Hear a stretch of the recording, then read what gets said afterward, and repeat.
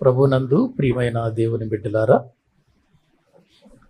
దేవుని మహా ఉన్నతమైన ప్రేమను బట్టి, ఆయన ఉచితమైన కృపను బట్టి మరొకసారి మనమందరము దేవుని సన్నిధిలో ఈ రీతిగా కూడుకొని దేవుని మాటలు వినటానికి దేవుడు చూపిన కృపకై మనం ప్రభువుని ఎంతగానో స్తుతించవలసిన వారమై ఉంటున్నాం.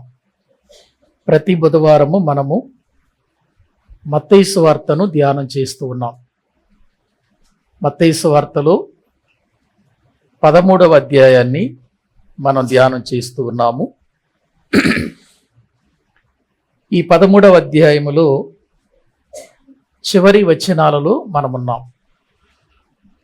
కాబట్టి దేవుని యొక్క వాక్యములో నుండి అనేకమైన విషయాలు తెలుసుకోవటానికి దేవుని సహాయాన్ని కోరుకుందాం.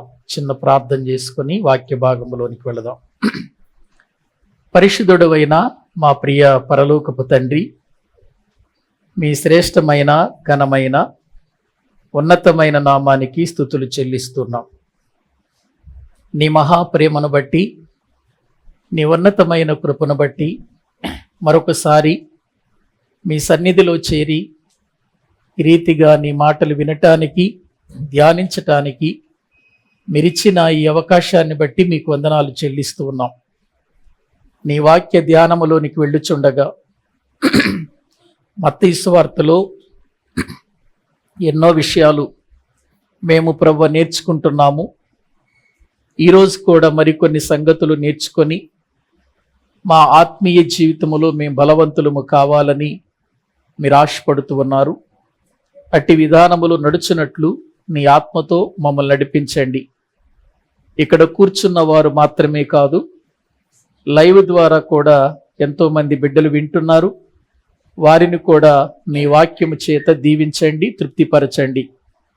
వాక్యాన్ని బోధిస్తున్న నాకు సమయోచితమైన మీ జ్ఞానము, పరిశుద్ధాత్మ సహాయం అనుగ్రహించి నీ కృపలో బలపరచమని ప్రార్థన చేస్తూ మా ప్రభు, మీ ప్రియ కుమారుడు యేసుక్రీస్తు వారి అతి శ్రేష్టమైన నామంలో ప్రార్థించి స్తుతించి వేడుకుంటున్నాము తండ్రి, ఆమేన్.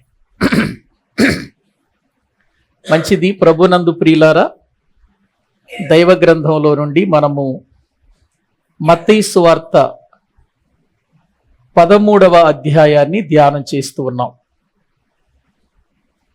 13వ అధ్యాయం అంతా ఉపమానాల పట్టిక, లేక పరలోక రాజ్యమును గురించి ప్రభువు చెప్పిన ఉపమానాలు అని కూడా మనం చెప్పుకోవచ్చు.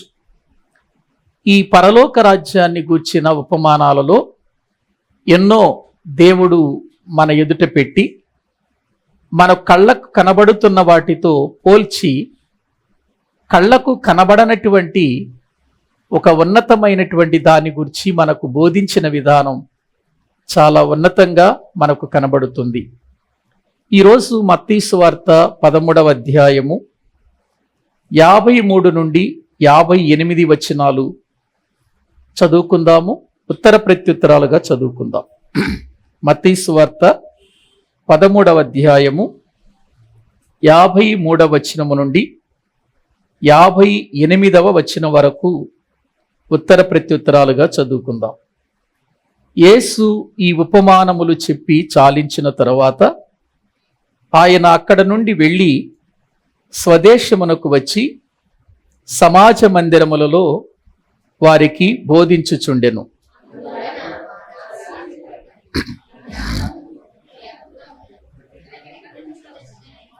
ఇతడు వడ్లవాని కుమారుడు కాడా?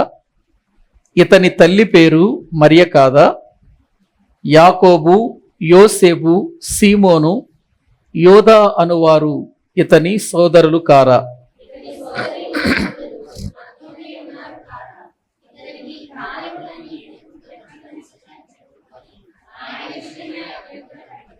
యేసు ప్రవక్త తన దేశములోను తన ఇంటను తప్ప మరి ఎక్కడనైనను ఘనహీనుడు కాడని వారితో చెప్పెను.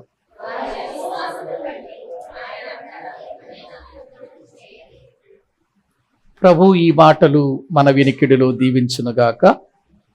ప్రభునందు ప్రియులారా, పరలోక రాజ్యం అంటే ఏంటో, పరలోకం అంటే ఏంటో, ఆ రెండింటికి ఉన్న తేడా చెప్పుకున్నాం మనం. పరలోక రాజ్యాన్ని దేవుడు అనేక విధాలుగా, అనేకమైనటువంటి ప్రకృతిలో ఉన్న వాటితో పోల్చి పరలోక రాజ్యం అంటే ఇలా ఉంటుంది అని మనకు తెలియచేసినటువంటి విధానం చాలా గొప్పది.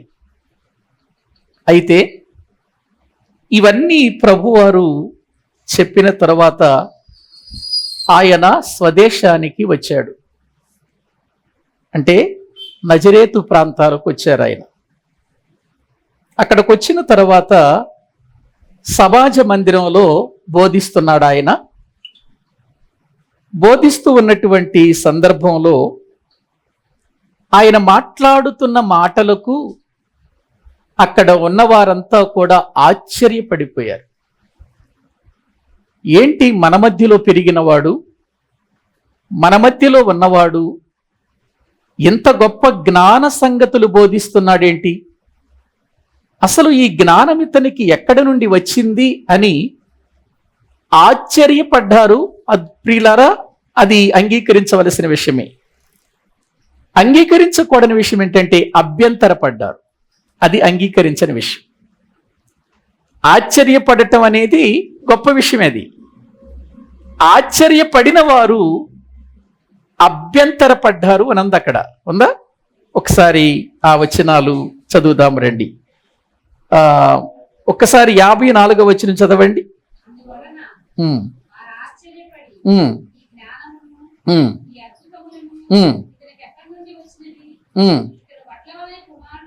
కాడా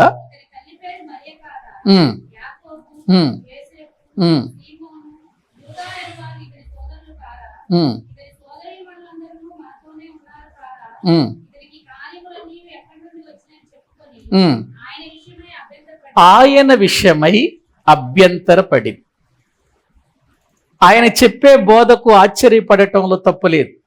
ఎందుకంటే అంతకు మునుపు సమాజ మందిరాల్లో పరిసయ్యులు బోధించారు, శాస్త్రులు బోధించారు, ధర్మశాస్త్రోపదేశకులు బోధించారు. కానీ వారి బోధకు ఇంకా మించినటువంటి అద్భుతమైనటువంటి బోధగా యేసుక్రీస్తు వారి బోధ ఉంది.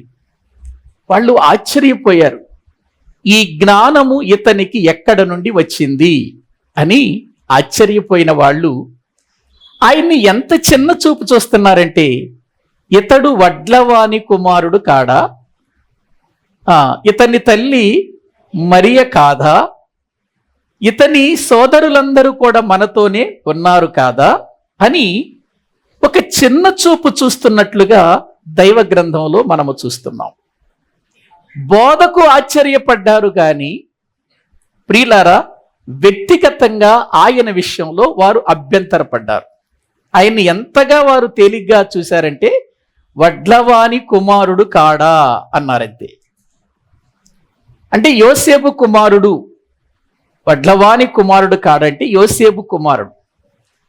అంటే వీళ్ళకి అర్థం కానిది ఏంటంటే, యేసుక్రీస్తు ఎవరో వీళ్ళకి అర్థం కాలేదు. బోధ విన్నారు, అవి జ్ఞానమైన మాటలు అని తెలుసుకున్నారు కానీ ఆయన ఎవరు అనేది వాళ్ళకి అర్థం కాలేదు. ప్రియులారా, బైబిల్ గ్రంథంలో ఆయన వడ్లవాని కుమారుడు అని మాత్రమే ఉందా? ఒకసారి కొన్ని వచనాలు నేను చూపిస్తాను. మార్కు సువార్త వాక్య భాగములో 6వ అధ్యాయము 3వ వచనం చదవండి. ఇతడు మరియ కుమారుడు కాడా, బాగా జ్ఞాపకం పెట్టుకోండి. వడ్లవాని కుమారుడు కాడా అన్నది అక్కడ, మరియ కుమారుడు కాడా అని ఇక్కడ వ్రాయబడి ఉంది. మత్తయి సువార్త 1వ అధ్యాయం 1వ వచనం. అబ్రహాము కుమారుడగు దావీదు కుమారుడైన యేసుక్రీస్తు వంశావళి. ఇక్కడేమని పిలువబడ్డాడు? దావీదు కుమారుడు.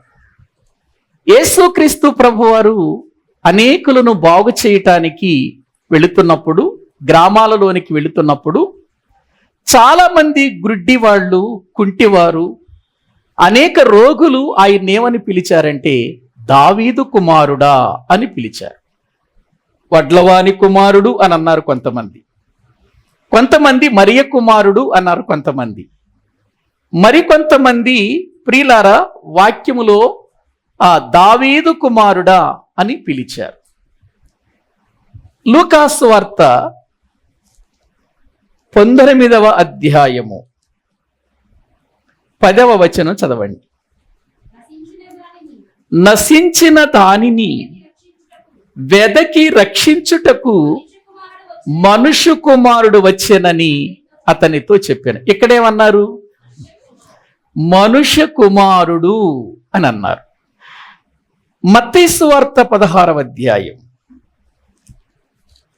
మత్తయి సువార్త 16వ అధ్యాయము 16వ వచనాన్ని మనము చదువుకుందాం. అందుకు సీమోను పేతురు, నీవు సజీవుడవగు దేవుని కుమారుడవైన క్రీస్తువని చెప్పెను. చాలండి, ఇక్కడ దేవుని కుమారుడు అని వ్రాయబడి ఉంది.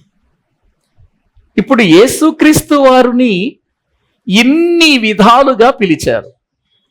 వడ్లవాని కుమారుడు అని పిలిచారు, మరియ కుమారుడు అని పిలిచారు, మనుష్య కుమారుడు అని పిలిచారు, అబ్రహాము దావీదు కుమారుడు అని పిలిచారు, దేవుని కుమారుడు అని పిలిచారు. ఎంతకీ ఆయన ఎవరు? అసలు క్రైస్తవులకి ఏమన్నా అర్థమైందా? ఎంతకీ ఆయన ఎవరు?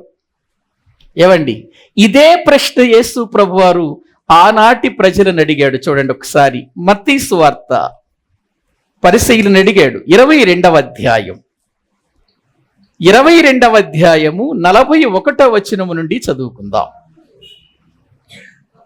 ఒకప్పుడు పరిసయ్యులు కూడియుండగా యేసు వారిని చూచి, క్రీస్తును గూర్చి మీకేమి తోచుచున్నది? ఆయన ఎవని కుమారుడని అడిగెను. వారు ఆయన దావీదు కుమారుడని చెప్పెను. ప్రియులారా ఆలోచించండి, యేసు ప్రభువారే స్వయాన్ని అడిగాడు పరిసయ్యుల్ని, నన్ను గూర్చి ఎన్నో రకాలైన మాటలు మీరు వింటున్నారు కదా, అసలు క్రీస్తు అంటే, క్రీస్తును గూర్చి మీకేం తోస్తుంది చెప్పండి అని అడిగాడు. ఆయన ఎవని కుమారుడని మీరు అనుకుంటున్నారు అని అంటే, అప్పుడు వాళ్ళేమన్నారు? దావీదు కుమారుడని చెప్పినట్లుగా దైవ గ్రంథంలో మనము చూస్తున్నాం. ఎన్ని రీతులుగా యేసుక్రీస్తు వారు ఎందుకు పిలువబడ్డాడు? వడ్లవాని కుమారుడు అని పిలువబడ్డాడు, మరియ కుమారుడని పిలువబడ్డాడు, దావీదు కుమారుడని పిలువబడ్డాడు, మనుష్య కుమారుడని పిలువబడ్డాడు, దేవుని కుమారుడని పిలువబడ్డాడు. ఇన్ని విధాలుగా ఆయన పిలువబడటానికి కారణాలేంటి? అవి బైబిల్ గ్రంథంలో ఆలోచన చేస్తే అండి చాలా గొప్ప సంగతులు ఇందులో ఉంటాయి. కానీ మీకు అర్థం అవటానికి కొన్ని విషయాలు చెబుతాను, ఎందుకంటే ఇంకా మనం రాబోయే దినాలలో చాలా విషయాలు ఇందులోనే నేర్చుకుంటాం. దావీదు కుమారుడు అని ఎందుకన్నారు ఆయన్నంటే, అక్కడే మత్తయి సువార్త 22వ అధ్యాయములోని యేసు ప్రభువారు వారితో ఒక మాట అంటున్నాడు. 43వ వచనం చదవండి. అందుకాయన అలాగైతే నేను నీ శత్రువులను నీ పాదముల క్రింద ఉంచు వరకు నీవు నా కుడి పార్శ్వమున కూర్చుండుమని ప్రభువు నా ప్రభువుతో చెప్పెను అని దావీదు ఆయనను ప్రభువని ఆత్మ వలన ఎలా చెప్పుచున్నాడు? దావీదు ఆయనను ప్రభువని చెప్పిన ఎడల ఆయన ఎలాగూ అతనికి కుమారుడగునని వారిని అడుగగా ఎవడును మారు మాట చెప్పలేకపోయారు. దావీదు కుమారుడని నన్ను అన్నారు, బాగానే ఉంది. కీర్తనల గ్రంథంలో దావీదుకు మాట అన్నాడు, ప్రభువు నా ప్రభువుతో చెప్పిన మాట అనంటూ నా పాదముల క్రింద సమస్తము కూడా ఉండు వరకు ఇక్కడే కూర్చుండుము అని అన్నాడు ఆయన. మరి దీని సంగతి ఏంటి? అక్కడ ప్రభువును నా ప్రభు అన్నాడు. దావీదే ప్రభువును నా ప్రభు అన్నాడు. అంటే యేసుక్రీస్తుని ఏమన్నాడు? నా ప్రభు అని అన్నాడు. మరి అలాగైతే దావీదు నా ప్రభువు అని యేసుక్రీస్తునంటే యేసుక్రీస్తు దావీదు కుమారుడు ఎలా అవుతాడు అని మళ్ళీ ఆయనే ప్రశ్నించాడు. ప్రశ్నిస్తే అక్కడ ఉన్న వాళ్ళంతా ఏమైనా సమాధానం చెప్పారంటే సమాధానం చెప్పలేదు. చూడండి, కీర్తనల గ్రంథంలో ఆ మాట ఒకసారి చూద్దాం రండి. బైబిల్ గ్రంథంలో ప్రియులారా మనము చూడగలిగితే ప్రభువు ఏ విధంగా ఆ దావీదు ప్రభువును ఏ విధంగా మాట్లాడాడు ఒకసారి. 110వ కీర్తన 110వ కీర్తన మొదటి వచనం. ప్రభువు నా ప్రభువుతో సెలవిచ్చిన వాక్కు, నేను నీ శత్రువులను నీ పాదములకు పీఠముగా చేయ వరకు నా కుడి పార్శ్వమున కూర్చోము. ఈ మాటే కదా అక్కడ చెప్పింది. ఏమండి, ఈ మత్తయి సువార్తలో యేసు ప్రభు తీసుకొస్తున్న మాట ఈ మాటే కదా. బాగా చూసుకోండి, ఎందుకంటే చాలా గొప్ప మాటలండి. దావీదు ఏమంటున్నాడు? ప్రభువు నా ప్రభువుతో సెలవిచ్చిన వాక్కు. ఇద్దరు ప్రభువులు కనబడుతున్నారు ఇక్కడ. ఎవరు ఎవరు? ప్రభువు నా ప్రభువు. నా ప్రభువుతో సెలవిచ్చిన మాట. ఒక ప్రభువు తండ్రి అయితే ఒక ప్రభువు కుమారుడు. ఆ కుమారుడైన క్రీస్తును దావీదేమంటున్నాడు?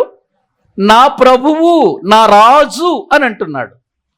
దావీదు యేసుక్రీస్తునే నా రాజు అంటే ఇప్పుడు దావీదు కుమారుడు ఎలా అయ్యాడు ఆయన అని యేసు ప్రభు అడుగుతున్నాడు. మరి ఎలా అయ్యాడని ఇప్పుడు మనల్ని అడుగుతున్నాడు. మనం ఏం చెబుదాం? ఏమండి, బైబిల్ వచనం కావాలి మనకు. ప్రతిదానికి లేఖనం కావాలి. లూకాసు వార్త. ఎందుకు ఆయన దేవుని కుమారుడయ్యాడో చూద్దాం. దావీదు కుమారుడయ్యాడో చూద్దాం.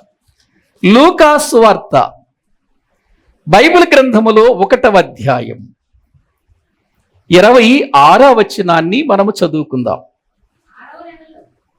1వ అధ్యాయము లూకాసు వార్త 26వ వచనం. 6వ నెలలో గబ్రియేలును దేవదూత గలిలయలోని నజరేతను ఊరిలో ఏ వంశస్థుడు? దావీదు వంశస్థుడైన యోసేపును ఒక పురుషునికి ప్రదానము చేయబడిన కన్యక యొద్దకు దేవుని చేత పంపబడెను. ప్రియులు, ఇక్కడ ఆలోచించండి. ఎక్కడికి పంపించబడ్డాడు గబ్రియేలు? దావీదు వంశస్థుడైన యోసేపు అనేటువంటి ఒక వ్యక్తికి ప్రదానము చేయబడిన కన్యక యొద్దకు పంపించబడినట్లుగా మనము దైవ గ్రంథంలో చూస్తున్నామండి. ఎందుకంటే యూదా వంశములో నుండి యేసుక్రీస్తు వారు రావాలి అనేది పాత నిబంధన కాలములో లేఖనాలలో చెప్పబడిన మాట అది. ఎందుకంటే యేసుక్రీస్తు వారు యూదా గోత్రములో నుండే వస్తాడని దేవుని వాక్యం చాలా స్పష్టంగా చెప్పబడింది. ఎక్కడ? ఒక్కసారి రండి బైబిల్ గ్రంథములో మనము చూడగలిగితే ప్రియులారా లేఖనాలను మనము చూద్దామండి. యూదా గోత్రములో నుండి మీకా గ్రంథము 5వ అధ్యాయము 2వ వచనము నుండి మనము చదువుకుందాం. బెత్లెహేము ఎఫ్రతా యూదా వారి కుటుంబములలో నీవు స్వల్ప గ్రామమైనను నా కొరకు ఇశ్రాయేలీలను ఏలబోవువాడు నీలో నుండి వచ్చును. పురాతన కాలము మొదలుకొని శాశ్వత కాలము వరకు ఆయన ప్రత్యక్షమగుచుండెను. చాలు. బెత్లెహేము ఎఫ్రతా, నీవు యూదా కుటుంబములో స్వల్ప గ్రామమైనా ఇశ్రాయేలీలను ఏలబోయేటువంటి శాశ్వతమైన రాజు ఎక్కడి నుంచి వస్తాడు? నీలో నుండి వస్తాడు అని చెప్పబడిన మాటలు మనం చూస్తున్నాం. ఇలా బైబిల్లో ఎన్నో వ్రాయబడ్డాయి. ఆయన యూదా గోత్రములో నుండి రావాలి. కాబట్టి ఇప్పుడు యూదా గోత్రము అనగానే మనందరికీ ప్రియులారా, యూదా గోత్రములో లేక యూదా రాజ్యాన్ని పరిపాలన చేయటానికి మొట్టమొదటిగా ఏర్పాటు చేయబడిన రాజు ఎవరు? దానికంటే ముందుకు ఆయన ఉన్నాడుగా, సౌలు యూదా గోత్రానికి చెందినవాడు కాదు. సౌలు బెన్యామీను గోత్రానికి చెందినవాడు. యూదా గోత్రానికి చెందినవాడు దావీదు గనుక దావీదు నుండి ప్రారంభమైంది. ప్రియులారా, సౌలు లెక్కలోనికి రాడిప్పుడు, యూదా గోత్రములో నుండి రావాలి. అందుకే దేవుడు యూదా గోత్రాన్ని చాలా జాగ్రత్తగా కాపాడాడు. తప్పులు చేసినా ఎందుకు క్షమించి యూదా గోత్రాన్ని నిలబెట్టాడు? దేన్ని బట్టి అంటే దావీదుని బట్టి. దావీదుతో దేవుడు ఒక నిబంధన చేశాడు, నీ దీపముని నేను నిత్యము నిలబెడతాను, స్థిరపెడతాను అని దేవుడు దావీదుతో చెప్పినటువంటి నిబంధనలు మనకు తెలుసు. కాబట్టి ఇప్పుడు యూదా గోత్రములో నుండి యూదుల రాజుగా ప్రియులారా యేసుక్రీస్తు వచ్చాడు గనుక ఈ యూదులకు రాజుగా మొట్టమొదటి వ్యక్తి ఎవరు అనంటే దావీదు గనుక, ఆ దావీదు వంశములో నుండి వచ్చాడు గనుక, ఈ దావీదు అబ్రహామునకు సంబంధించిన వాడు గనుక ఆయన ఏమన్నారంటే దావీదు కుమారుడు అని పిలిచారు. ఎందుకంటే ఇశ్రాయేలీలకు ప్రాముఖ్యమైనటువంటి రాజు ఎవరు అంటే సౌలు అనరు వాళ్ళు. ఎవరంటారు? దావీదు. అందుకే తరువాత యూదా గోత్రములు ఎవరు తప్పు చేసినా, ఇశ్రాయేలీల్లో ఎవరు తప్పు చేసినా ఏమన్నారు తెలుసా? ఈ దావీదు వలె వీళ్ళు యథార్థతను అనుసరించలేదు, దావీదు వలె వీరు బ్రతకలేదు, ప్రవర్తించలేదు అనే మాటలు తర్వాత రాజులు జీవితంలో మనము చూస్తూ ఉంటాం. అంటే దావీదు ప్రాముఖ్యమైన వ్యక్తిగా కనబడుతున్నాడు. అందుకని పితరులను ఎప్పుడు కూడా తండ్రిగా యూదులు భావిస్తారు, పితరులను. అందుచేత అబ్రహాము తండ్రిగా పిలువబడ్డాడు, తర్వాత దావీదు తండ్రిగా పిలువబడినట్లుగా దైవ గ్రంథంలో మనము చూస్తున్నాం. అందుకని ఆయన దావీదు కుమారుడుగా ఆయన ప్రియులారా పిలువబడినట్లుగా లేఖనాల్లో మనము చూస్తున్నాం. మరి మనుష్య కుమారుడిగా ఎందుకు పిలువబడ్డాడు? మానవులను రక్షించటానికి, మానవులను విమోచించటానికి, మానవుల యొక్క జీవితాలను రక్షించటానికి మానవుడుగా ఒక మానవ గర్భములో నుండి వచ్చాడు, మనిషి గర్భములో నుండి వచ్చాడు గనుక ఆయన ఏమన్నారు చెప్పండి? మనుష్య కుమారుడు అన్నారు. ఎందుకంటే 30 సంవత్సరాల వరకు యేసుక్రీస్తు ఎవరి ఇంట్లో పెరిగాడు? యోసేపు మరియల ఇంటిలోనే కదా ఆయన పెరిగింది. ఏవండి, ఒక్కసారి ఆయన ఏమని పిలువబడ్డాడు దైవ గ్రంథంలో చూద్దాం రండి. ఒక్కసారి మత్తయి సువార్త 11వ అధ్యాయము, మత్తయి సువార్త చూడండి. ఒక్కసారి దైవ వాక్యములో నుండి మనము చూడగలిగితే ప్రియులారా, రాయబడినటువంటి విషయాలు ఒక్కసారి మనము పరిశీలన చేద్దామండి. రాయబడినటువంటి విషయాలు మనము జ్ఞాపకం చేసుకుంటే అక్కడ ఒక మాట వ్రాయబడి ఉంటది. ఆయన యోసేపు కుమారుడుగా ఎంచబడ్డాడు అనే మాట దేవుని వాక్యంలో మనము చూస్తామండి. ఆయన 30 సంవత్సరాలు వచ్చిన తర్వాత బాప్తీసం పొందాడు కదా. బాప్తీసం పొందిన తర్వాత ఆయన ఎవరి కుమారుడిగా పిలువబడ్డాడు? యోసేపు కుమారుడిగా ఎంచబడిన అనే మాట చూస్తాం లూకాసు వార్తలో, కానీ మార్కుసు వార్తలో ఉంటుంది. ఒకసారి చూడండి బైబిల్ గ్రంథంలో.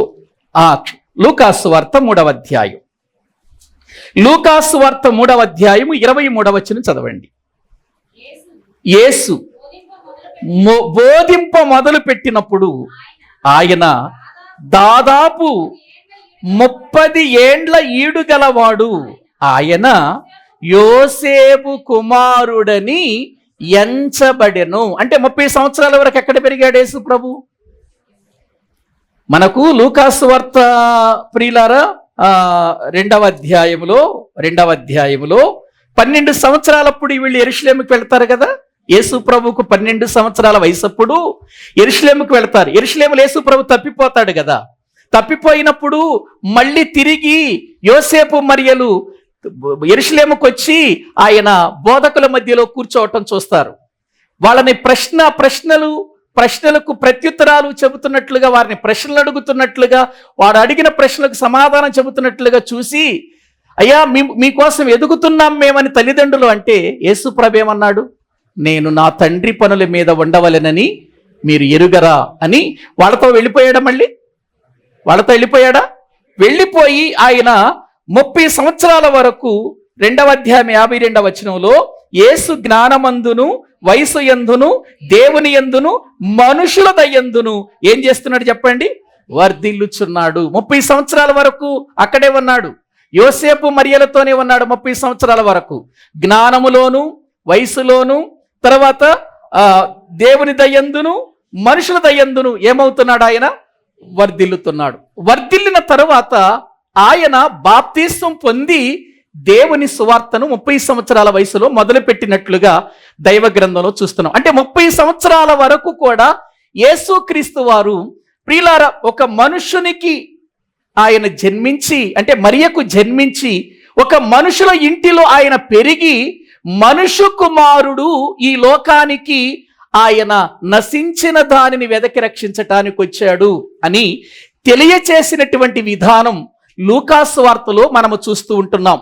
19వ అధ్యాయం 10వ వచనములో నశించిన దానిని వెదకి రక్షించుటకు మనుషు కుమారుడు ఈ లోకములోనికి వచ్చెను. గ్రహించండి, అంటే ఆయన మనిషి యొక్క మరియ గర్భములో పుట్టి ఆయన వారి దగ్గరే పెరిగి మనుషు కుమారుడుగా పెరిగి ఆయన మానవులందరినీ రక్షించటానికి వచ్చాడన్న విషయం తెలియచేయటానికి అక్కడ మనుషు కుమారుడు అని పిలువబడినట్లుగా చూస్తున్నాం. ఇంకా దీని గురించిన విషయాలు మనం చాలా తర్వాత దినాల్లో నేర్చుకుంటాం. ఇక ఆ తరువాత మనము చూస్తే మనుషు కుమారుడుగా పుట్టినా ఆయన ఏమనబడతాడో ముందే చెప్పాడు దేవదూత. చూడండి దైవ గ్రంథములో లూకాసు వార్త 1వ అధ్యాయము 31వ వచనాన్ని మనము చదువుకుందాం. లూకాసు వార్త 1వ అధ్యాయము 31వ వచనం. ఇదిగో నీవు గర్భము ధరించి కుమారుని కని ఆయనకు యేసు అను పేరు పెట్టుదువు. ఆయన గొప్పవాడై ఎవరి కుమారుడు అనబడతాడు? సర్వోన్నతుని కుమారుడు, అంటే దేవుని కుమారుడు అనబడతాడు. అతడు గొప్పవాడవుతాడు, అతడు సర్వోన్నతుని కుమారుడు అనబడతాడు. తర్వాత ఇంకొక మాట చూడండి మనకు అర్థమవటానికి.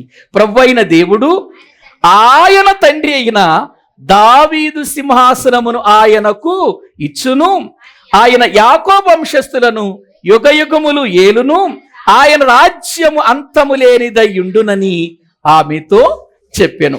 35వ వచనం కూడా చదవండి. దూత పరిశుద్ధాత్మ నీ మీదికి వచ్చును, సర్వోన్నతుని శక్తి నిన్ను కమ్ముకనును గనుక పుట్టబోవు శిశువు పరిశుద్ధుడై ఎవరి కుమారుడు అనబడతాడు? దేవుని కుమారుడు అనబడతాడు. ఎప్పుడు అనబడతాడు? దేవుని కుమారుడని ఎప్పుడు అనబడతాడు?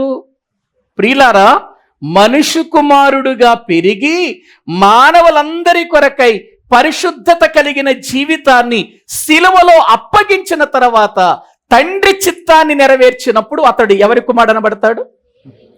అందుకే కదా బాప్తిసం తీసుకున్న వెంటనే పరిశుద్ధాత్మ పావురము వలె ఆయన మీదకి దిగి వచ్చినప్పుడు ఆకాశము తెరవబడినప్పుడు ఒక శబ్దం వినబడింది, ఈయన నా ప్రియ కుమారుడు.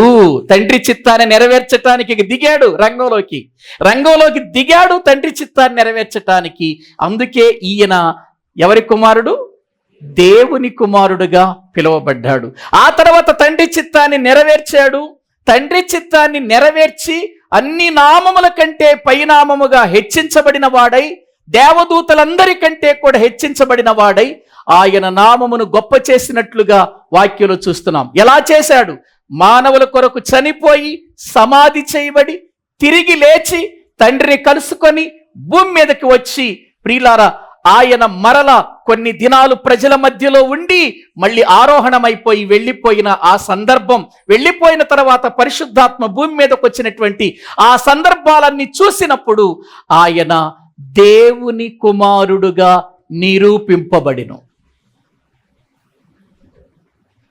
రోమీలకు రాసిన పత్రికలు, హెబ్రీలకు రాసిన పత్రికలు ఇవన్నీ ఉంటాయి, గ్రహించండి. కాబట్టి ఆయన దావీదు కుమారుడు అనబడటానికి, మనుషు కుమారుడు అనబడటానికి, ప్రియులర, వడ్లవాని కుమారుడు అనబడటానికి, మరియ కుమారుడు అనబడటానికి, దేవుని కుమారుడు అనబడటానికి రుజువులు ఉన్నాయా? ఉన్నాయి. ప్రియులారా, కాబట్టి దేవుని వాక్యం వింటున్న మనం ఒక మనిషిని రక్షించటానికి, ఒక మనిషిని విమోచకులుగా చేయటానికి, అంటే పాపము నుండి విమోచించటానికి, ఒక ప్రక్క ఇశ్రాయేలీలకు రాజు ప్రియులారా లేనటువంటి సందర్భంలో యెషయా మొద్దు ప్రియులారా కొట్టివేయబడిన తర్వాత అందులో నుండి చిగురుగా ఏ రాజు పరిపాలించలేని పరిపాలన ఒక్క రాజే పరిపాలించాడు. ఆ రాజే ఎవరు చెప్పండి? యేసుక్రీస్తు వారు. యేసుక్రీస్తు వారు రాజుగా రావటం కాదు, అసలు ఆయన పుట్టటమే రాజుగా పుట్టాడు. మనమేమో యేసు రాజు, రాజుల రాజై వస్తున్నాడు అంటాం, యేసు రాజు వస్తున్నాడు అని పిలుస్తాం ప్రియులా. కాను, ఆయన వచ్చేసాడు, రాజుగానే వచ్చేసాడు. ఆయన పుట్టినప్పుడే ఆయన యూదుల రాజుగా పుట్టినవాడు ఎక్కడా అని అడిగిన సందర్భం మనకు తెలుసు. నీవు రాజు అయితే అనే మాటలు ప్రియులారా చెప్పినటువంటి విషయాలు మనకు తెలుసు. ఎందుకంటే ఆ రోజున పిలాతు అడిగాడు, నీవు యూదులకు రాజువా అని అడిగితే, అవును నేను రాజునే అని అన్నాడు ఆయన. కాబట్టి ఆయన రాజుగా రావటం కాదు, ఆల్రెడీ రాజుగా వచ్చేశాడు. నా ప్రభువుతో సెలవిచ్చిన వాక్కని దావీదే ఆయన్ని ప్రభు అన్నాడు. ప్రభు అంటే ఎవరు? రాజు, ఏలేవాడు, పరిపాలించేవాడు అని అర్థం. గ్రహించండి. కాబట్టి ఇక్కడ వీళ్ళు యేసు ప్రభుని అర్థం చేసుకోకపోగా యేసు ప్రభుని చిన్న చూపుతో మాట్లాడారు. ఇన్ని విషయాలు చెప్పి, పరలోక రాజ్య విషయాలు ఇన్ని చెప్పిన తర్వాత యేసు ప్రభుని చాలా చులకనగా, ఈయనకింత జ్ఞానం ఎక్కడి నుంచి వచ్చింది? ఈయన వడ్లవాని కుమారుడు, యోసేపు కుమారుడు అని కూడా అంటల వాళ్ళు. ఈయన వడ్లవాని కుమారుడు కాడా? ఇతని తల్లి మరియ కాదా? ఇతని సోదరులు మనతో ఉన్నవారు కాదా? ఇతని సోదరి మనులంతా మనతోనే ఉన్నవారు కాదా అని అంటున్నారు. అంటే యేసు ప్రభువుకి తర్వాత వివాహమైన తర్వాత వారిద్దరి యొక్క దాంపత్య జీవితములో యోసేపుకు మరియకు పుట్టిన కుమారులకు సంబంధం పెట్టారు వీళ్ళు. కానీ సంబంధం ఉందా వాళ్ళకి? యేసు ప్రభు కన్యగా ఉన్నప్పుడు పుట్టినవాడు, పరిశుద్ధాత్మ వలన దేవుని చిత్త ప్రకారం దేవుని ప్రణాళికగా పుట్టినవాడు. యోసే, యాకోబు, యూదా, ఇంకా ఉన్నటువంటి చెల్లెళ్ళు వీళ్ళంతా కూడా ఎలా పుట్టినవారు? దాంపత్య జీవితంలో పుట్టిన వాళ్ళంతా. వాళ్ళకి వీళ్ళకి సంబంధం లేదు. వీళ్ళ సోదరులంతా మనతోనే ఉన్నారు, ఇతని సోదరి మనులంతా మనతోనే ఉన్నారు కదా అని వాళ్ళతో పోల్చేశారంటే యేసు ప్రభు వాళ్ళకి ఏం కాలేదు, అర్థం కాలేదు. అప్పుడు యేసు ప్రభు ఏమన్నాడంటే, ప్రవక్త తన స్వదేశములో ఘనుడు కాడు. చూడండి ఒకసారి ఆ మాట చూడండి. దైవ గ్రంథంలో మనము చూస్తే మత్తయి సువార్త 13వ అధ్యాయం 57వ వచనాన్ని మనం చదువుకుందాం. అయితే యేసు ప్రవక్త తన దేశములోను తన ఇంటను తప్ప మరి ఎక్కడైనను ఘనహీనుడు కాడని వారితో చెప్పెను. వారి అవిశ్వాసమును బట్టి ఆయన అక్కడ అనేకమైన అద్భుతములు చేయలేదు. ఏవండి, ప్రవక్త తన స్వదేశములోను తన యొక్క ఇంటను ప్రియులారా ఘనుడు కాలేడు. అర్థమవటానికి మీకు ఒక విషయాన్ని చెబుతాను. మనం 3 రోజులు మీటింగ్ పెట్టుకొని ఆ మీటింగ్లో ముఖ్య ప్రసంగికులు రతన్ రాజు గారే అన్నారనుకో, ఎలా ఉంటుంది మీకు?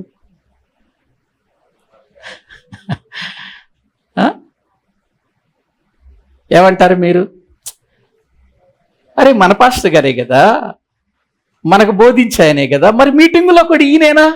ఏ హైదరాబాద్ నుంచో, ఏ విశాఖపట్నం నుంచో, ఏ మద్రాసు నుంచో ఒక పాస్టర్ గారిని తీసుకొస్తే బాగుంటుంది కదా అంటారు. ప్రియులారా, ఎందుకని? ప్రవక్త తన స్వదేశములో తన ఇంటిలో ఘనుడు కాలేడు. ప్రియులారా, ఒకసారి ఆలోచించండి. దేవుని వాక్యములో యేసుక్రీస్తు ప్రభువారు కూడా ఆయన పరలోకము నుండి దిగి వచ్చిన దైవ కుమారుడై ఉండి మానవులందరినీ రక్షించటానికి వచ్చి ఆయన కంటే మించిన బోధ చేసేవారు లేకపోయినా ఆయన ఎలా చూశారు? వాళ్ళు ఘనహీనుడుగా చూశారు. చూడండి, బైబిల్ గ్రంథంలో చాలా మంది అలాగే చేయబడ్డారండి. లూకా సువార్త 4వ అధ్యాయం, లూకాసు వార్త 4వ అధ్యాయములో యేసు ప్రభువారు ప్రియులారా చెబుతున్న మాటలు చూద్దాం. 24వ వచనము నుండి 24వ వచనం. మరియు ఆయన ఏ ప్రవక్తయు స్వదేశమందు హితుడు కాడని మీతో నిశ్చయముగా చెప్పుచున్నాను. ఏలియా దినముల యందు 3 ఏండ్లు 6 నెలలు ఆకాశము మూయబడి దేశమంతటను గొప్ప కరువు సంభవించినప్పుడు ఇశ్రాయేలులో అనేక మంది విధవరాండ్రుండినను ఏలియా సీదోనులోని సారెపతు అను ఊరిలో ఉన్న యొక్క విధవరాలు యొద్దకే గాని మరి ఎవరి యొద్దకును పంపబడలేదు. ఇక్కడ యేసు ప్రభు ప్రవక్త తన స్వదేశములో హితుడు కాడని చెబుతూ ఏలియా గురించి మాట్లాడుతున్నాడు. ఇక్కడ ఏలియా గురించి ఎందుకు మాట్లాడుతున్నాడు అనంటే, ఏలియా ప్రియులారా దైవ గ్రంథంలో మనము చూస్తే ప్రియులారా అతడు ఇశ్రాయేలీల ప్రవక్తే కదా. ఇశ్రాయేలీల ప్రవక్తే కదా ఏలియా, ప్రవక్తే. ఇశ్రాయేలీల మధ్యలోనికి వెళ్ళే కదా ఆయన ప్రకటన చేసింది. ఇశ్రాయేలు రాజు ఆహాబు ప్రియులర యెజెబెలు పరిపాలన చేస్తున్నప్పుడే కదా ఆహాబు దగ్గరికి వెళ్ళి 3.5 సంవత్సరాల వర్షం పడదు, దేశంలో కరువు వచ్చేస్తుంది అని చెప్పింది ఇశ్రాయేలీలతోనే కదా. మరి ఇశ్రాయేలీల మధ్యలోనికి వచ్చి దేవుని మాట చెప్పిన వాడికి ఇశ్రాయేలులో ప్రియులారా ఉండటానికి అవకాశం లేదా? లేదు. అందుకే దేవుడు ఆయన్ని ఎక్కడికి పంపించాడు? ఎక్కడో ఉన్నటువంటి సారెపతు ప్రాంతానికి పంపించాడు. ఇంతమంది వేల మంది ప్రజలు ఉన్నారు కదా ఇజ్రాయేలీలలో, ఎంతమంది ప్రజలు ఉన్నారు కదా. లక్షలాది మంది ప్రజలను విడిచిపెట్టి ఎందుకు సారెపతు అనే ప్రాంతానికి పంపించాడు అనంటే, అక్కడ ప్రజలు ఏలియాను ప్రియులారా గనుడుగా చూడటం లేదు ప్రియులారా, ఘనుడుగా చూడటం లేదు. అతడు దేవుడు పంపించిన ప్రవక్త, దేవుడు చెప్పిన మాటలే చెబుతాడు, దేవుడు చెప్పినట్లుగానే నడుచుకుంటాడు. కాబట్టి మనము ఏలియా గారి మాట విందాం, ఏలియా గారిని మనం చేరదిద్దాం, ఏలియా గారిని మనతోనే ఉంచుకుందాం, ఏలియా గారు మనతో ఉంటే దేవుని మాటలు చెబుతాడు, దేవుని సన్నిధానములో ఆయన మన ఇంట్లో ఉంటే మనకు ఆశీర్వాదం అని ఎవరన్నా అనుకున్నారా? అనుకోలేదండి. అందుకే ఎంతో మంది విధవరాళ్ళు ఉన్నప్పటికీ కూడా సారెపతు అనే ప్రదేశానికి ఎందుకు పంపించాడు, అక్కడున్న విధవరాల యొద్దకు ఎందుకు పంపించాడంటే, స్వదేశములో ప్రవక్త గనుడు కాలేడు. ఆ తర్వాత ఎలీషా గురించి కూడా చెబుతున్నాడు చూడండి కింద. మరియు ప్రవక్త అయిన ఎలీషా కాలమందు ఇశ్రాయేలులో అనేక కుష్ఠరోగులుండినను సిరియా దేశస్థుడైన నయమాను తప్ప మరి ఎవడును శుద్ధి నొందలేదని నేను మీతో నిశ్చయముగా చెప్పుచున్నాను. మళ్ళీ ఎలీషా గారిని తీసుకొచ్చాడు. ఏమండి, ఎలీషా గారి కాలములో ఇశ్రాయేలీలలో ఎంతో మంది కుష్ఠరోగులు ఉన్నారు. కానీ ఎవరన్నా వచ్చారా ఎలీషా గారి దగ్గరికి? రాలా. ఎలీషా గారి దగ్గరికి సొంతోళ్ళు ఎవరు రాలేదండి. మన పాస్టర్ గారే కదా. ఆయన ప్రార్థన చేస్తే తగ్గుతుందా? ఆయన ప్రార్థన చేస్తే కార్యాలు జరుగుతాయా ఏంటి అన్నట్లుగా ఆయన దగ్గరికి వెళ్ళాలా మనం అన్నట్లుగా ఉన్నారు. కానీ నయమాను సిరియా దేశస్థుడు, అన్యుడు అతడు. ఒక ఇశ్రాయేలు చిన్నది చెప్పిన మాటలు విని అతడు సిరియా దేశాన్ని విడిచిపెట్టి ఎక్కడికి వచ్చాడు చెప్పండి? ఇశ్రాయేలు దేశానికి వచ్చాడు. ఇజ్రాయేలు దేశంలో ఎంతో మంది కుష్ఠరోగులు ఉన్నారు. వాళ్ళు ఎవరన్నా వచ్చారా ఎలీషా గారి దగ్గరికి? వాళ్ళు రాలా. సిరియా దేశంలో ఉన్న నయమాను వచ్చాడు. చూసారా, ఎంతో మంది కుష్ఠరోగులు ఇశ్రాయేలు దేశంలో ఉన్నా ప్రియులారా అక్కడ ఎలీషా గారు అంతగా ప్రియులారా విలువ పొందలేదండి, అంతగా అతనికి స్థానం దొరకలేదండి. అందుకేనండి దేవుడు ఆ మాటలు చెబుతున్నాడు. మన ప్రభు ఆ మాటలు చెబుతున్నాడు. ఎలియా గురించి మీకు తెలుసు కదా, ఎలీషా గారి గురించి మీకు తెలుసు కదా.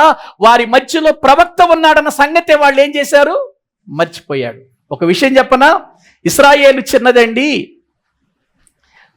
నయమాను భార్యకు పరిచర్య చేస్తూ, అమ్మా మన యజమానుడు కుష్ఠరోగంతో ఉన్నాడు, ఇజ్రాయేలు దేశంలో ప్రవక్త ఉన్నాడు, నా దేవుడు గొప్పవాడు, నా దేవుని ప్రవక్త ఆయన దగ్గర గనుక యజమానుడు వెళితే బాగుపడతాడు అని చెప్పింది. చెప్పగానే ప్రియులారా, నయమాన్ ఏం చేశాడు? సిరియా సైన్యాధిపతి ఒక లెటర్ రాసి రాజుగారికి పంపించాడు. రాజుగారు ఏం చేశాడు? బట్టలు చింపుకున్నాడు. ఏం చేశాడు చూస్తారా? మాటలు చూడండి ఒకసారి బైబిల్ గ్రంథంలో. ప్రియులారా, మనము దేవుని వాక్యాన్ని చూడగలిగితే అతడు అంటే ఇశ్రాయేలు దేశంలో ప్రవక్త ఉన్నాడన్న సంగతే మరిచిపోయాడు. రాజులు 2వ గ్రంథం 5వ అధ్యాయం 4వ వచనం నుండి చదవండి. నయమాను రాజు నద్దకు పోయి ఇశ్రాయేలు దేశపు చిన్నది చెప్పిన మాటలను అతనికి తెలియచేయగా, సిరియా రాజు, నేను ఇశ్రాయేలు రాజునకు దూత చేత పత్రిక పంపించదనని ఆజ్ఞ ఇచ్చెను గనుక అతడు 20 మణుగుల వెండియు 1,20,000 రూపాయల బంగారును 10 దుస్తుల బట్టలను తీసుకొని పోయి ఇశ్రాయేలు రాజునకు పత్రికను అప్పగించెను. ఆ పత్రికలో ఉన్న సంగతి ఏదనగా, నా సేవకుడైన నయమానునకు కలిగిన కుష్ఠరోగమును నీవు బాగు చేయవలెనని ఈ పత్రికను అతని చేత నీకు పంపించి ఉన్నాను. ఇశ్రాయేలు రాజు ఈ పత్రికను చదివి వస్త్రములను చింపుకొని చంపుటకును బ్రతికించుటకును నేను దేవుడునా, ఒకనికి కలిగిన కుష్ఠరోగమును మాన్పుమని నా యొద్దకు ఇతడు పంపుట ఏమి? నాతో కలహమునకు కారణము అతడు ఎట్లు వెతుకుచున్నాడో. చూసారా? నయమాను కుష్ఠరోగం వచ్చింది కదా, ఇశ్రాయేలు చిన్నది చెప్పింది, మా దేశానికి వెళితే అక్కడ ప్రవక్త ఉన్నాడయ్యా, ఆ ప్రవక్త నిన్ను బాగు చేస్తాడంటే చెప్పి, అంటే ఒక సైన్యాధిపతి, ఒక దేశపు సైన్యాధిపతి మరొక దేశానికి వెళుతున్నాడంటే ముందు ఆ దేశానికి రాయబారం పంపుకోవాలి, డైరెక్ట్గా వెళ్ళకూడదు. రాయబారం పంపాలయ్యా, నేను సిరియా దేశపు సైన్యాధిపతిని, నాకు కుష్ఠరోగం ఉంది కాబట్టి నీ దేశానికి వస్తే నేను బాగుపడతానని వార్త విన్నాను, కాబట్టి నీవు మరి ఈ అవకాశం ఇవ్వమని లెటర్ రాసి పంపించాడు నయమాను. లెటర్ రాసి పంపిస్తే రాజుగారు ఏం చేశాడు? ఇశ్రాయేల్ రాజు బట్టలు చింపుకొని, నేను దేవుడునా, నేను చంపుటకును బ్రతికించుటకు నేను దేవుడునా ఏంటి అని అతడు బట్టలు చింపుకొని ఏడుస్తున్నాడండి. ఒకసారి ఆలోచించండి. తన దేశములో ఉన్న ఎలీషా ప్రవక్తను గూర్చి ఇతడు ఆలోచించలేకపోయాడు ఈ రాజు.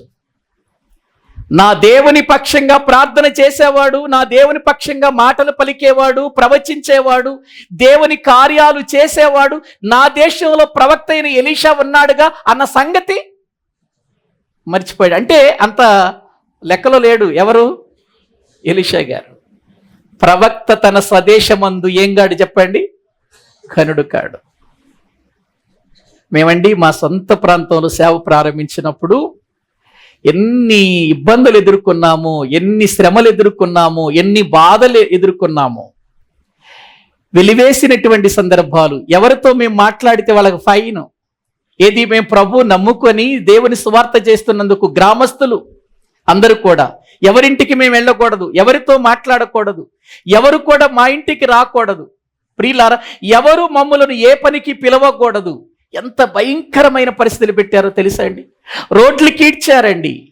వాక్యం చెబుతున్నప్పుడు షర్టు పట్టుకుని బజారుకు లాక్కెళ్ళిపోయారండి, బయటికి తీసుకొచ్చారు మందిరంలో. ఎన్ని బాధలు అనుభవించాము సొంత ప్రదేశంలో దేవుని సేవ చేస్తున్నప్పుడు. ప్రియులారా, ప్రవక్త తన స్వదేశములో హితుడు కాడు. ఎలీషా ఎంత గొప్ప ప్రవక్తని మనం చెప్పుకుంటున్నామండి. ఎంత గొప్ప ప్రవక్తని చెప్పుకుంటున్నాం. చాలా ఉన్నతమైన ప్రవక్త, గొప్ప ప్రవక్తగా చెప్పుకుంటున్నాం. అటువంటి గొప్ప ప్రవక్త తన దేశములో ఉన్నాడన్న సంగతి కూడా ఎరుగని వాడిగా రాజు తన బట్టలు చింపుకున్నాడంటే ఏంటి దాని అర్థం? అప్పుడు ఏం జరిగింది చూడండి ఒకసారి. 8వ వచనం. ఇశ్రాయేలు రాజు తన వస్త్రమును చింపుకొనిన సంగతి దైవజనుడైన ఎలీషాకు వినపడినప్పుడు అతడు, నీ వస్త్రములు నీవెందుకు చింపుకొంటివి? ఇశ్రాయేలీయులలో ప్రవక్త ఉన్నాడని అతనికి తెలియబడినట్లు అతని యొద్దకు రానిమ్ము అని రాజునకు వర్తమానము చేశాను. ఇశ్రాయేలు ప్రవక్త ఉన్నాడన్న సంగతి నీకన్నా తెలియదా రాజా? ఉన్నాడని ఇప్పటికన్నా తెలుసుకొని అతను రానివ్వు. దేవుడు ఒక అద్భుతం చేయబోతున్నాడు ఆ రాజు ద్వారా. ఒక అద్భుతాన్ని చేయబోతున్నాడు, ఒక ఆశ్చర్యకారాన్ని చేయబోతున్నాడు. అదే చెబుతున్నాడు అన్నమాట ఇక్కడ యేసు ప్రభువు వారు అదే చెబుతున్నాడు. రండి లూకాసు వార్త 4వ అధ్యాయంలోకి వద్దాం. 4వ అధ్యాయములో ప్రియులారా 27వ వచనం మళ్ళీ చదవండి. మరియు ప్రవక్త అయిన ఎలీషా కాలమందు ఇశ్రాయేలులో అనేక కుష్ఠరోగులుండెనను సిరియా దేశస్థుడైన నయమాను తప్ప మరి ఎవడును శుద్ధి నొందలేదని నేను మీతో నిశ్చయముగా చెప్పుచున్నాను. అంటే ఇదిగో ఏలియా ప్రవక్తను ప్రజలు ఏ ప్రవక్తగా ఆయనకి సరైన విలువ ఇవ్వలేదు. ఎలీషా ప్రవక్తకు కూడా ఆనాటి ప్రజలు సరైన విలువ ఇవ్వలేదు. ఈరోజు నాకు కూడా నా స్వదేశములో ఏమి లేదు, విలువ లేదు. కాబట్టి ప్రవక్త తన స్వదేశములో గనుడు కాడు. తన ఇంట్లో కూడా గనుడు కాడట ప్రవక్త. గ్రహించండి. నా ఇంట్లో ఒక ప్రార్థన పరుడు ఉన్నాడు, నా ఇంట్లో ఒక మంచి వాక్యం చెప్పేవాడు ఉన్నాడు, నా ఇంట్లో ఒక దేవుని యొక్క సన్నిధి కలిగినటువంటి వాడున్నాడు, దేవుని కొరకు బ్రతికేవాడున్నాడు అని ఇంటిలో వాళ్ళు అనుకోరట, దేశంలో ఆ స్వదేశంలో ఉన్న వాళ్ళు అనుకోరట. ప్రియులారా, ఘనహీనుడుగా చూస్తారట. అది యేసుక్రీస్తు వారికే జరిగింది.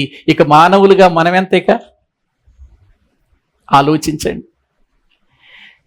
ప్రియమైన దేవుని పిల్లలారా, గమనించవలసిన విషయం ఏంటంటే ప్రవక్త ఒకవేళ ఆ దేశములో గనుడు కాకపోవచ్చేమో, అది ఆ పట్టణానికే నష్టం. ఆ పట్టణానికే నష్టం అండి. అందుకే దేవుడు అక్కడ అనేకమైన అద్భుతాలు చేయలేకపోయాడు. అక్కడ ఉంది కదా ఆ మాట చూడండి బైబిల్ గ్రంథంలో. ప్రియులారా, మనము చూడగలిగితే వారి అవిశ్వాసమును బట్టి ఆయన అక్కడ అనేకమైన అద్భుతములు, ఎవరి విశ్వాసాన్ని అవిశ్వాసాన్ని బట్టి. మార్కు సువార్తలు ఇంకా బాగా చెబుతాడు రండి.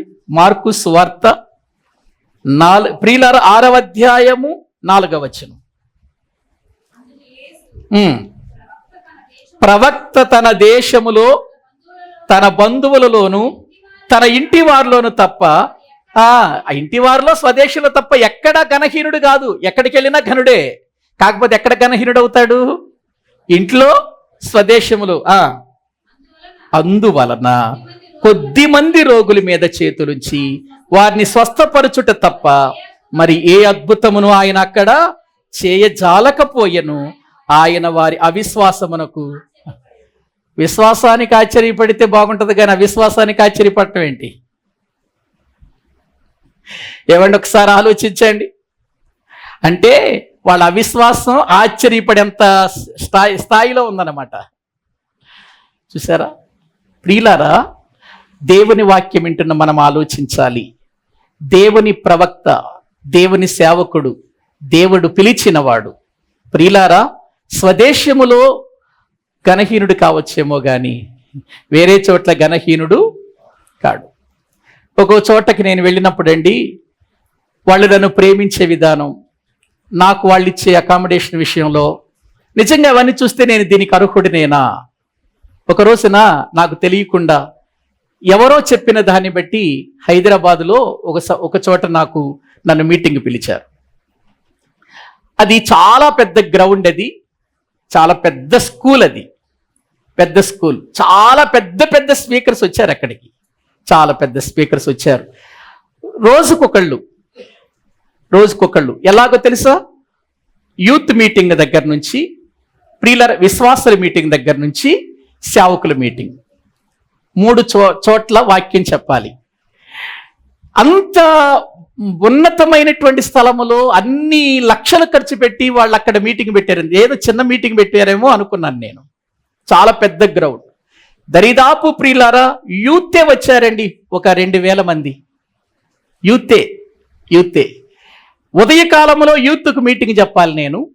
మధ్యాహ్న కాల సమయంలో 200-300 మంది ప్రియులారా సేవకులకు వాక్యం చెప్పాలి.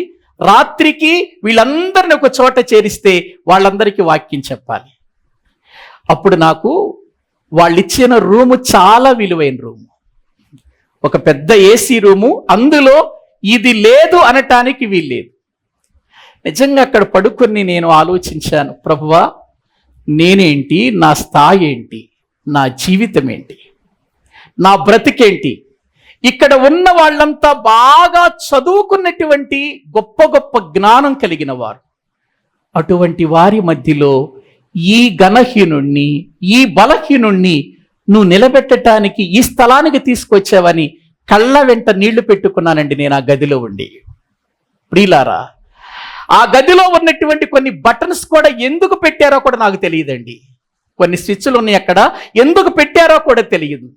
దేవుని సన్నిధిలో ఏడ్చాను నేను. ఎందుకు నేను ఈ విషయాన్ని చెబుతున్నానంటే, ప్రియులారా, స్వదేశములో ప్రవక్త ఘనహీనుడు కావచ్చేమో గాని బయట మాత్రం ఘనహీనుడు కాడు. యేసు ప్రభు వారే తన స్వదేశములో ఘనహీనుడుగా ఆయన చేయబడ్డాడు. అందుచేత వారి అవిశ్వాసాన్ని బట్టి వాళ్ళు ఏం పొందలేకపోయారు? అక్కడ తన ప్రవక్తను, తన సేవకుణ్ణి వాళ్ళు సరైన విధానంలో గుర్తించలేకపోవటాన్ని బట్టి అక్కడ అనేక కార్యాలు చూడలేకపోయారు. వాళ్ళు చూడలేకపోయారు. ప్రియులారా, ఎప్పుడైనా సరే మనము ప్రియులారా మన సేవకులను మనము సరైనటువంటి విధానములు గుర్తించగలిగితే ఎన్నో గొప్ప కార్యాలు చూస్తామండి. మనం ఎన్నో అద్భుతాలు చూస్తామండి. మనం దేవుడు ఒక కార్యం చెయ్యలేదు అని అంటే కొన్నిసార్లు దైవజనుణ్ణి ఘనహీనుణ్ణి చేయటం వలనే. ఇక్కడ యేసుక్రీస్తు వారు అదే చెబుతున్నాడు. ఆయన అన్ని మాటలు చెప్పాడు, అన్ని వాక్యాలు చెప్పాడు, అన్ని అద్భుతమైనటువంటి కార్యాలు అక్కడ చేసినప్పుడు ఆశ్చర్యపోయారు. వాళ్ళు చాలా ఆశ్చర్యపోయారు. అసలు ఇతనికి ఇంత జ్ఞానం ఎక్కడ నుండి వచ్చింది అని ఆశ్చర్యపోయారు. అంత జ్ఞానమైన మాటలు చెప్పిన చివరికి ఆయన్ని ఎలా చూశారండి? వడ్లవాని కుమారుడేగా, వీళ్ళ తల్లి మనతో ఉన్నదే కదా, మన మధ్యలో తిరిగినదే కదా, వీళ్ళ తమ్ముళ్ళంతా మనతో ఉన్న వాళ్ళే కదా, వీళ్ళ సోదరీలంతా వీళ్ళ చెల్లెళ్ళంతా మన మధ్యలోనే ఉన్నవారే కదా, వీళ్ళంతా వాళ్ళ ఇంట్లో పుట్టిన వాడే కదా ఇన్ని అని అనుకున్నారే గాని ఆయన ఎంతటి వాడో, పరలోకము నుండి వచ్చినటువంటి ఆయన గొప్పతనం ఏంటో వాళ్ళకి అర్థం కాలేదు. అందుచేత వాళ్ళు అభ్యంతరపడ్డారు. అభ్యంతరపడకపోతే అది వేరుగా ఉండేది. ఆశ్చర్యపడ్డారు అన్న దగ్గర ఫుల్ స్టాప్ పెడితే బాగుండేది. ఆశ్చర్యపడిన తర్వాత ఆయన్ని చిన్న చూపు చూచి ఆయన మీద ఏం చేశారు? వాళ్ళు అభ్యంతరపడ్డారు. అప్పుడు ప్రభువు నోట నుంచి వచ్చిన మాట, ప్రవక్త తన దేశములో తన ఇంటిలో అతడు ఘనుడు కాలేడు. అందుచేత ఆ ఘనత అక్కడ దొరకలేదు గనుక, యేసు ప్రభుకి ఆ ఘనత అక్కడ దొరకలేదు గనుక, ఎలీషాకు ఆ ఘనత అక్కడ తన స్వదేశంలో దొరకలేదు గనుక, ఏలియాకు తన స్వదేశంలో ఆ ఘనత దొరకలేదు గనుక అక్కడ చాలా కార్యాలు దేవుడు చేయటం ఆపేశాడు, చేయలేకపోయాడు. ప్రియులారా, గమనించండి, నిజంగా ఎంత ఉన్నతమైన మాటలు యేసుక్రీస్తు వారు చెబుతున్నాడు. పరలోక రాజ్యమును గురించి మాట్లాడుతూ ఆయన చెప్పిన సందర్భాలన్నీ జ్ఞాపకం చేసుకుంటూ అవన్నీ చెప్పిన తర్వాత ఆ మాటలు మామూలు మాటలండి. పరలోక రాజ్యాన్ని గురించి చెప్పిన మాటలు ఏవండి, ఎంత ఉన్నతమైన మాటలు చెప్పాడండి. వేటితో పోల్చి చెప్పాడండి? అర్థమయ్యే రీతిలో పొలంతో పోల్చి చెప్పాడు, విత్తనాలతో పోల్చి చెప్పాడు, గోధుమలతో పోల్చి చెప్పాడు, ఆవగింజతో పోల్చి చెప్పాడు, ప్రియులారా పిండితో పోల్చి చెప్పాడు. అసలు ఎన్ని చెప్పాడండి? చేపలతో పోల్చి చెప్పాడు, ముత్యాలతో పోల్చి చెప్పాడు, ప్రియులారా దాచబడిన ధనముతో పోల్చి చెప్పాడు. పరలోక రాజ్యాన్ని ఇన్ని విధాలుగా అర్థమయ్యే విధానములో చెప్పిన ఆ గొప్ప గనుడు తన స్వదేశములో గనుడు కాలేకపోయాడు, తన ఇంటిలో ఘనుడు కాలేకపోయాడు. అందుచేత ఎక్కడైతే ఆయన గనుడు కాలేకపోయాడో, ప్రజలు ఆయన అర్థం చేసుకోలేకపోయారో, ఆయన స్థాయిని అర్థం చేసుకోలేకపోయారో, అక్కడ దేవుని కార్యాలను ఆయన ఏం చేయలేకపోయాడు? చేయలేకపోయాడు. అంటే కొన్నిసార్లు దైవజనులను దూషించుట వలన కూడా, దైవజనులను సరైన విధానంలో అర్థం చేసుకోకపోవటాన్ని బట్టి కూడా మన జీవితాల్లో, మన పట్టణాల్లో, మన సంఘాలలో దేవుని కార్యాలు జరగవు. ఎందుకో తెలుసా అండి? మత్తయి సువార్తలో ఒక మాట అంటాడు చూడండి ప్రియులారా. దైవ గ్రంథంలో ప్రియులారా మనము చూడగలిగితే మత్తయి సువార్తలో యేసుక్రీస్తు ప్రభువారు ఒక అద్భుతమైనటువంటి మాట చెబుతాడండి ఆయన. ఏంటి ఆ మాట అని ఒక్కసారి ఆలోచన చేస్తే 10వ అధ్యాయం, మత్తయి సువార్త 10వ అధ్యాయం 40వ వచనం చదవండి. మిమ్మును చేర్చుకొనువాడు. ఏమండి ఆ మాట బాగా గమనించండి మీరు. యేసు ప్రభు తన శిష్యులను పంపిస్తూ తన శిష్యులతో చెబుతున్న మాట ఏంటో తెలుసా? మిమ్మును చేర్చుకున్నవాడు. ఇప్పుడు చెప్పండి, దైవజనులను చేర్చుకుంటే ఎవరిని చేర్చుకున్నట్టు? ప్రియులారా, బైబిల్ చెబుతున్నమాట, మిమ్మును చేర్చుకొనువాడు నన్ను చేర్చుకొనును, నన్ను చేర్చుకొనువాడు నన్ను పంపిన వానిని చేర్చుకొనును. చూసారా? ఏమండి ఒక్కసారి ఆలోచించండి. దైవజనుడు, ప్రియులార ప్రభువు, తర్వాత తండ్రి, ముగ్గురి స్థానాలు చూడండి. దైవజనుని చేర్చుకుంటే ప్రభువును చేర్చుకున్నట్టే, ప్రభువును చేర్చుకుంటే పరలోకపు తండ్రిని చేర్చుకున్నట్టే. చదవండి. ప్రవక్త ఉన్నాడు అందులో, పొందును. నీతిమంతుడున్నాడు, నీతిమంతుని ఫలం పొందును. శిష్యుడు ఉన్నాడు. చూసారా? ఇందులో ఎవరున్నారట?